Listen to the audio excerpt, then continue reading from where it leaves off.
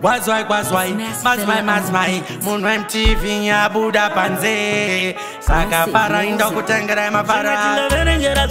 Simwe tinga verengera zedu Wasi hapana Simwe tinga darizira zedu Simwe tinga darizira zedu Nasiya asimangwana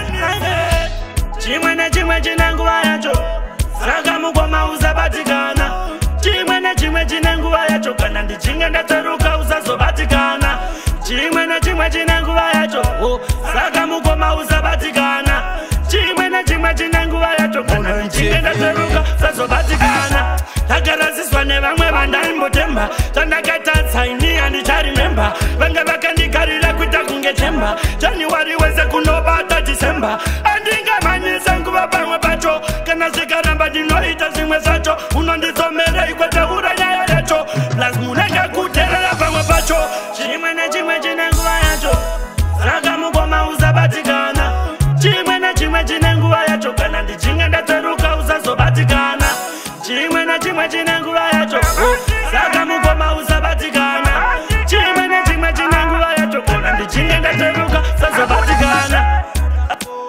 Avadi chakanaka kuti ndisesko Vanoda kuvhara kamadosi Asi ndinoziva ndinofamba nengirosi Aiwa, anguva yese nyangogara inosvika Asi aisvike muripo, munenge musipo Emwari vakara vanobatisa Mwenje wava nguva iripo, wanguva iripo Chimwe chinanguva yacho Usabatikana Chimwe chinanguva yacho Kana ndichinge ndateruka sazobatikana Chimwe chinanguva yacho Kana nguva inosvika Chimwe chinanguva yacho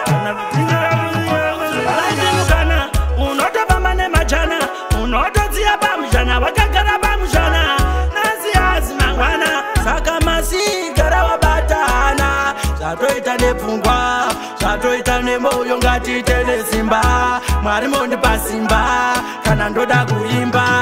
Aiya Chimwe chinanguva yacho Saka mugoma uzabatikana Chimwe chinanguva yacho Kana ndichinge ndateruka uzazobatikana Chimwe chinanguva yacho Saka mugoma uzabatikana Chimwe chinanguva yacho Kana ndichinge ndateruka uzazobatikana Massive music.